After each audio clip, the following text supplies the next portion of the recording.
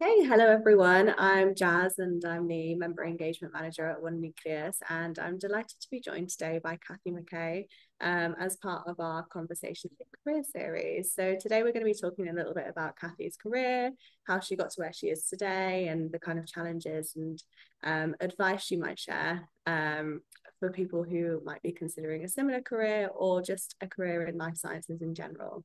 So, Cathie, thank you so much for joining us. And I wonder if you might just be able to first give us a little introduction, tell us a bit about what you do and who CoSpring is.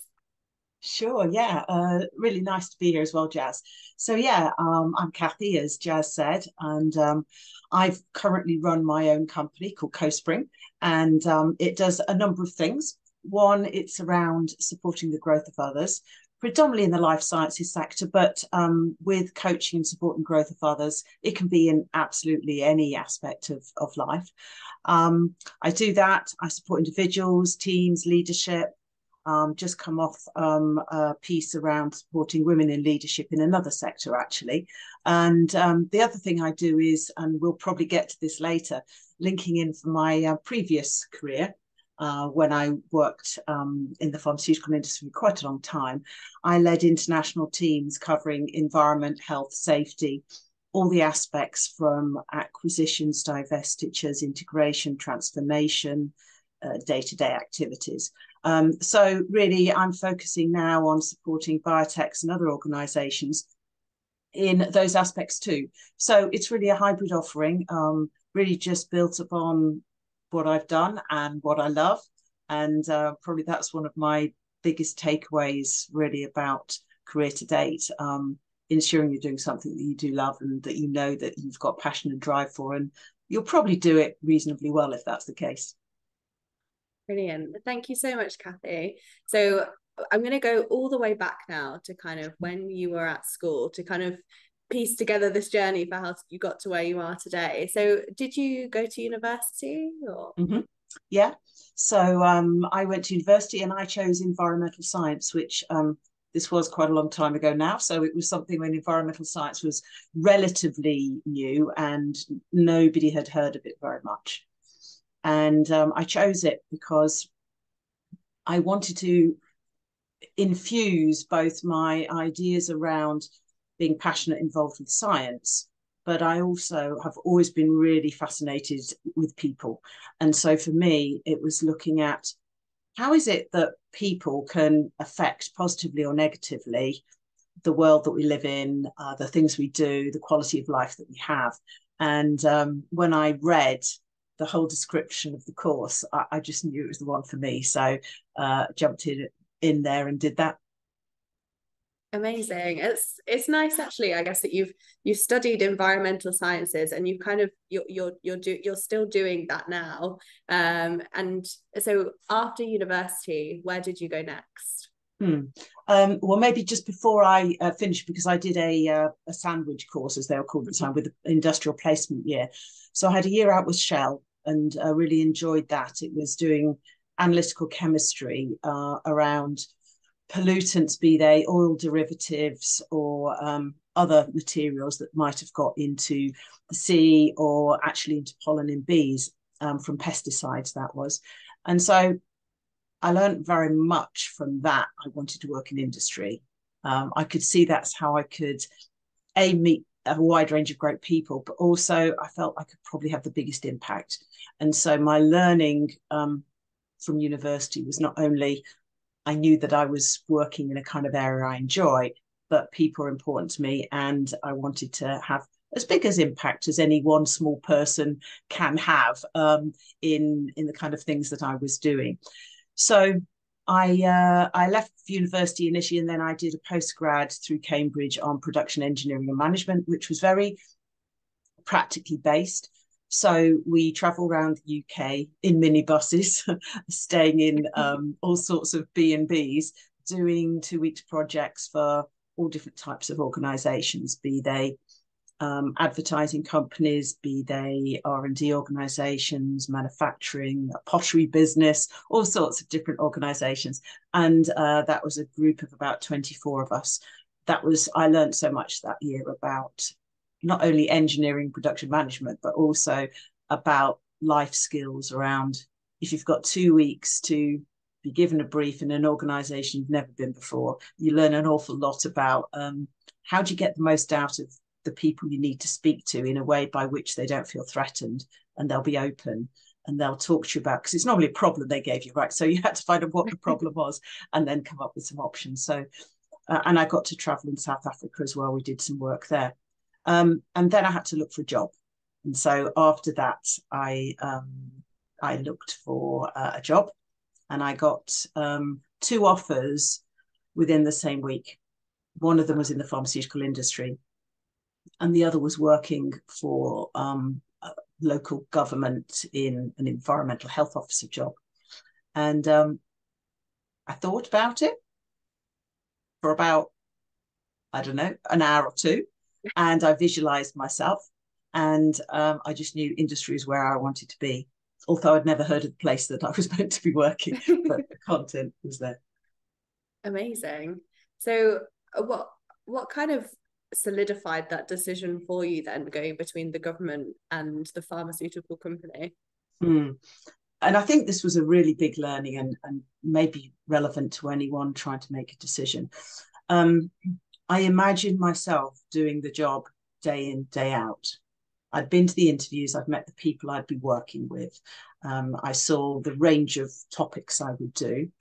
And I tried to block out distracting things, which was, I knew where London was, and I knew a reasonable amount about that. So that was very comfortable and familiar. And I could imagine myself in that context doing it.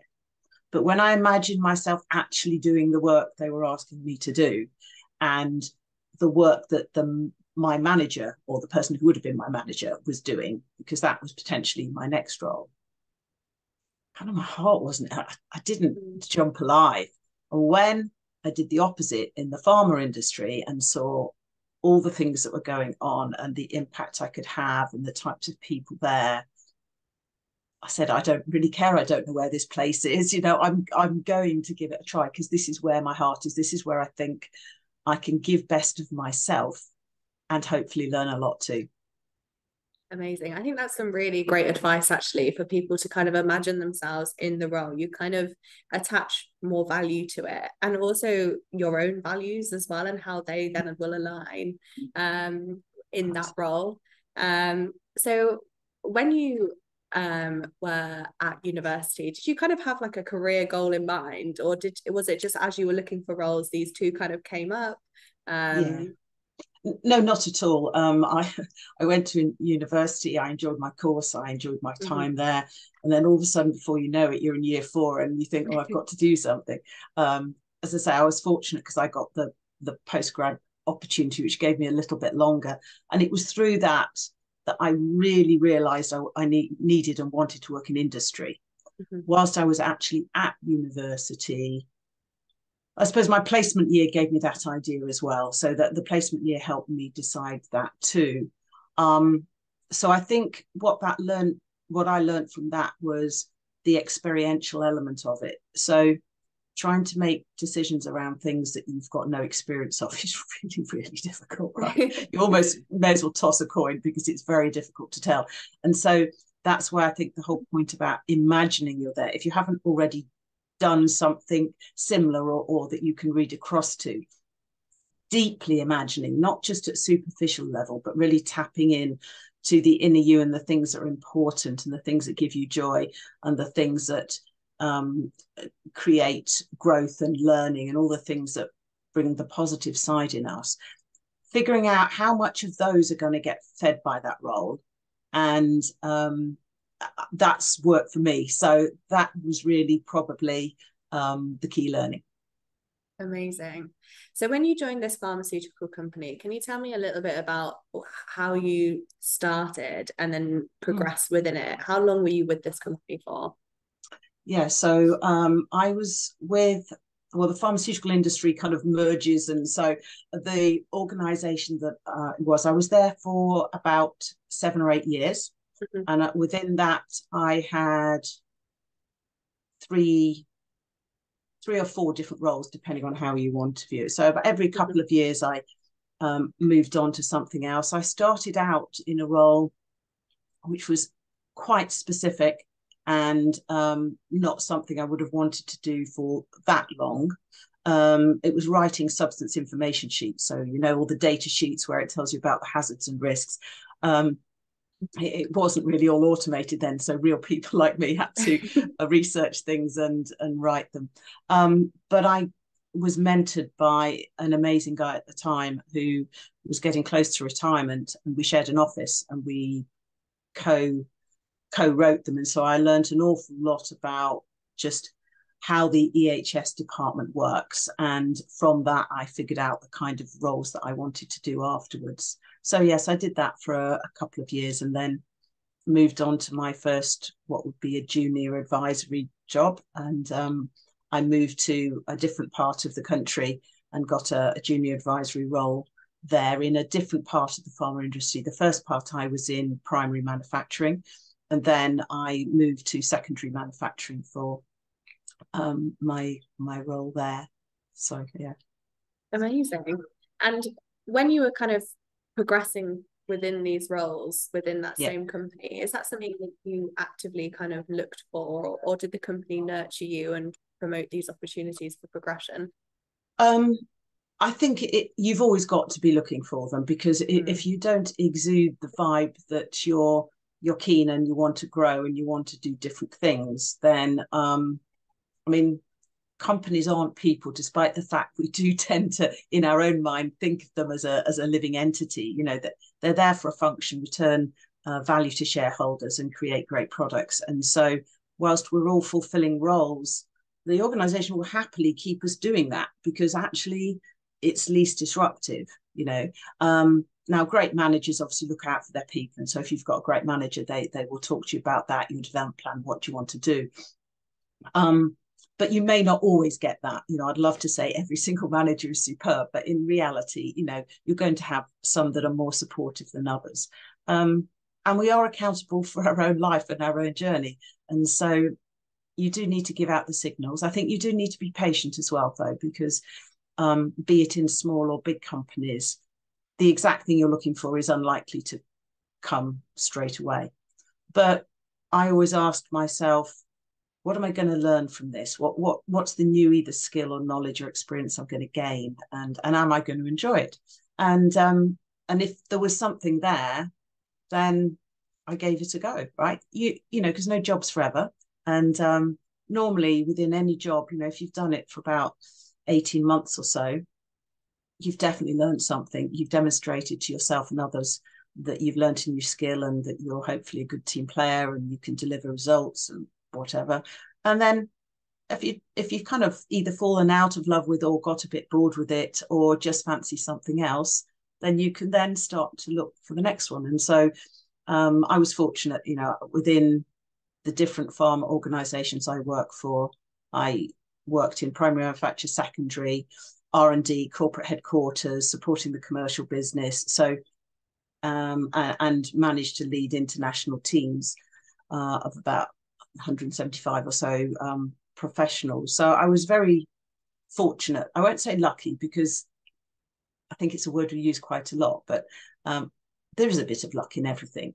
But you can't sit around and wait for luck to take you on an amazing journey. You know, you do have to play your role within that and look for the opportunities, and be prepared to sometimes take some roles that maybe you can't see that it's going to get you directly to the next level. But if you can see some value in how it can make you a better, more marketable person, a more fulfilled person with more skills, you're going to be in a stronger position than you were before, right? So for me, I just took the opportunities as they came, and as I signaled to people that I was happy to give things a go. Brilliant. So you mentioned earlier that you had a mentor. Can you tell me, or maybe share a little bit of advice about somebody that's maybe looking for a mentor? How do you find a mentor? How do you pick a mentor? And what were the kind of benefits of having a mentor at that stage in your career? Yeah. So I think it's around respect and trust. So somebody that's either doing something or does something in a way that you think, Wow, gosh, I wish I could be like that. You know, that one where you always think, how do they do that? You know, I'm curious. Somebody that you just admire in the organization because you think they do what they do well, and they create a good aura around them, and people are prepared to follow them and do things with them and want to be in their team, that kind of thing. So they really just show a balance of being good at what they do, good leadership, or good team working. You know, they don't always have to be the most senior person in the organization. It could be somebody who works really kind of quite closely at a similar kind of role as yourself, but there's something about how they operate that you admire, and you can see there are things you can learn from them. So I think that's my advice. Some people are very focused on getting very, very senior mentors who can politically navigate them through the organization. Well, you know, clearly that can be beneficial, but it's not always easy to find those type of people. And as you mentioned before, how do you start that conversation? So I tended to focus more on the former that I described, people that I admired and I saw they had skills that I wanted to learn more about and experiment with. So that was the whole mentoring piece, and then coaching kind of jumped in later about the value of having a coach, which obviously is quite different from a mentor. Thanks, Cathie. So you shared some really great advice, but I'm curious as to what kind of key challenges you might have faced throughout your career. So probably one of the key ones when I was my first manager job, and then as I moved up different to slightly bigger management jobs before I got into a leadership job. It was at a time and the sector, particularly in the primary manufacturing, was still very heavily male dominated in management positions. And so probably the one of the challenges that I faced was I felt a little bit of a lone voice. I felt I saw problems differently from other people. And sometimes if all the other managers around the table were male and I was the only female, it was sometimes difficult to get my voice heard. And that's quite a common thing for people. And so I learned an awful lot about how to get it wrong as well as right. I learned about the importance of, yes, blending myself a little bit so they could relate to what I was saying, but I also learned the real importance, and I do a lot of work now on authentic leadership. We can only be the best person we can be if we're being authentic and true to self. And the difficulty that presents is obviously when you're in an environment when everyone else is a slightly different groupthink. You have to be quite courageous to hold your ground and be prepared to maybe have a few bumps along the road, to the point by which you are listened to, you are heard, and then you are acted upon. So that was one. And the other area maybe that jumps out as I got later on in my career, when I was surrounded more with a lot of people who were chartered engineers. So my one claim to fame in terms of engineering was I did my postgrad in production engineering and management, which I ended up telling people more than I ever had before, because I was trying to get some kudos that I had a smidgen of engineering capability in me, although it was only a very small amount. But it was a similar thing in the sense that whether you've done psychometric profiling, whether you use Insights or Myers-Briggs or Belbin, I didn't know at the time, but what I was doing was I was using my natural strengths and trying to talk to them and debate and discuss and persuade. But my strengths were diametrically opposed to what a classic engineer's strengths were. And so all the things I respected and I thought was good and was how you did things was the opposite of what they did. And the things they held very close to their chest, like tight attention to detail, lots of facts and data, something that I admired in other people, and I really wanted to hire people like that and have them around me, but that wasn't my gift to the world. And so demonstrating to people who are opposite to you is quite a skill to learn. And sadly, I think most of us don't learn until a little bit later in life, because it's quite a complex things to sometimes pick up. So those are maybe two examples. The first about being one of a small voice in a bigger room of being a minority in that sense. And secondly, just having a different professional background and way of operating to other people, and how you then get your voice across. Brilliant.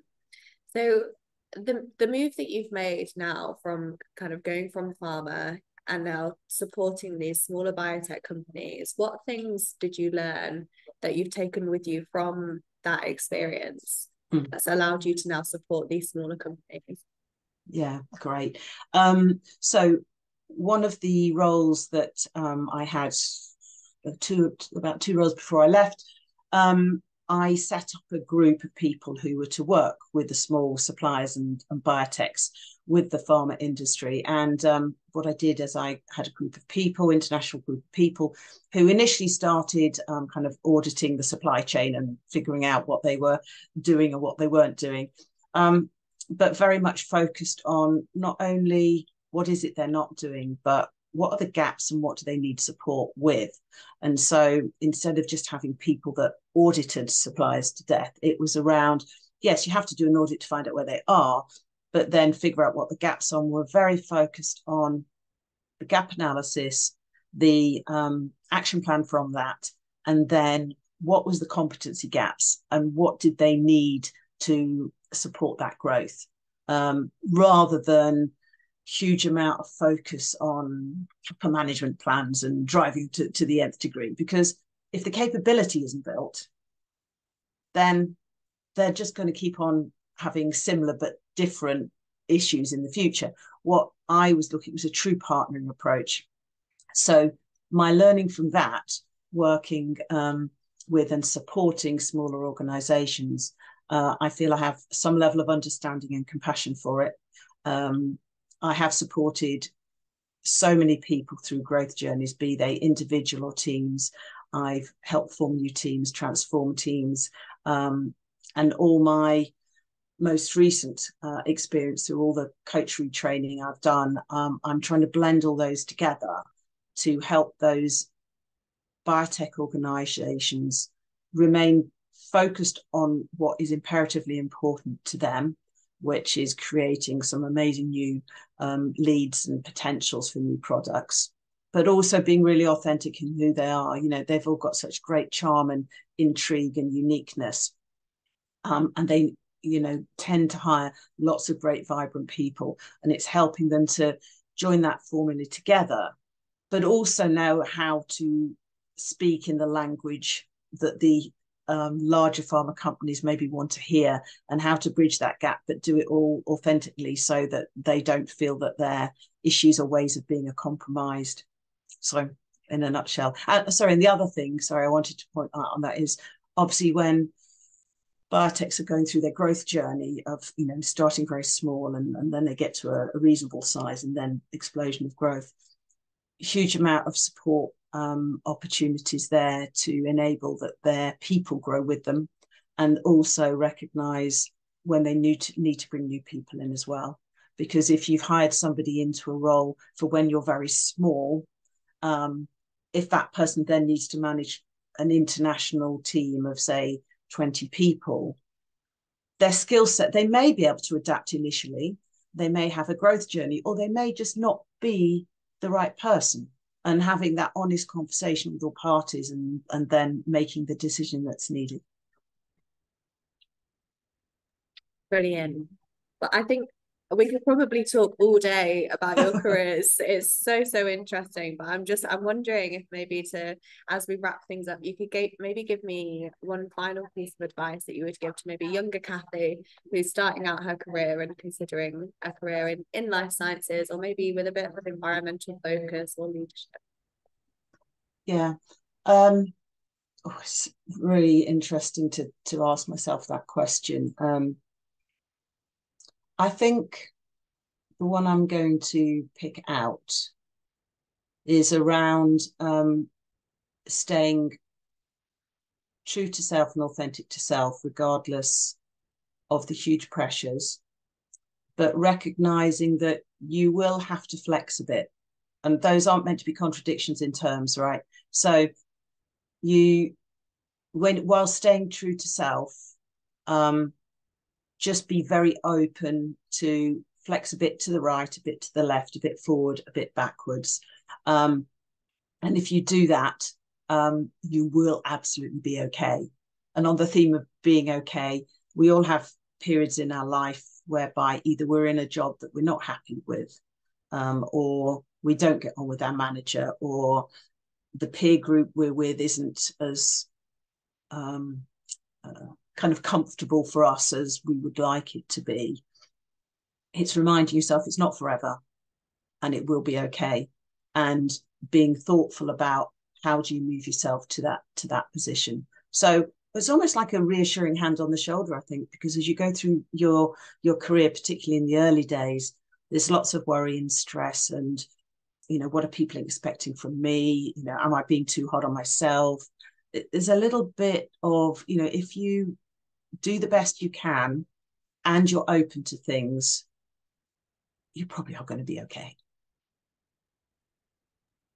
Thanks, Cathie. It's been a real pleasure to speak with you today about your career, and we're really lucky that Cathie's going to be joining us at our Building Life Science Adventures conference. So I would highly recommend that you register. It's free to attend, and if you have any further questions that you would like to ask Cathie, you can reach out via the app, and I'm sure Cathie wouldn't mind you getting in touch. Of course, no, it'd be a pleasure. All right, lovely to speak to you, Jazz, too. Thanks. Thanks, Cathie.